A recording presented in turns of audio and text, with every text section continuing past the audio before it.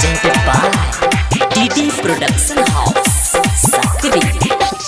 नैहर के छलियो यार गे, नैहर के छलियो यार गे, तोरा भूलबो नहीं कोनो हाल में। सुन पूजिया गे, सुन रूबिया गे, चाहे भो गेलही केकरो फिलहाल में। सुन रूबिया गे, चाहे भो गेलही केकरो फिलहाल में। नैहर के छलियो यार गे, नैहर के छलियो यार गे, तोरा भूलबो नहीं कोनो हाल में। सुन पूजिया गे, सुन रूबिया गे, चाहे भो गेलही केकरो फिलहाल में। सुन रूबिया गे, चाहे भो गेलही केकरो फिलहाल में।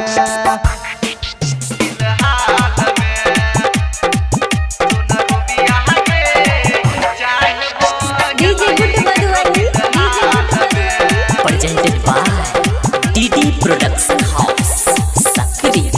नदी किनारे के बतिया कैसे के हम भूलाबो, तू रही जइबे हम नहीं तोरा बिन रहबो। नदी किनारे के बतिया कैसे के हम भूलाबो, तू रही जइबे हम नहीं तोरा बिन रहबो।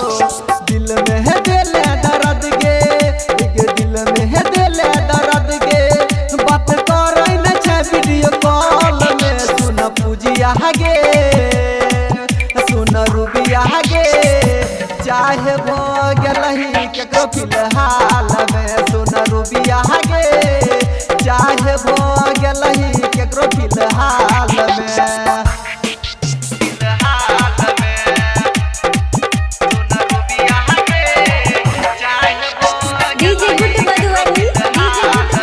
presented by DD Production House Sakri। कारण दीवाना के देहले नजर से गिराई गे, चुप चोरी शादी के ले गेला ससुरारी गे।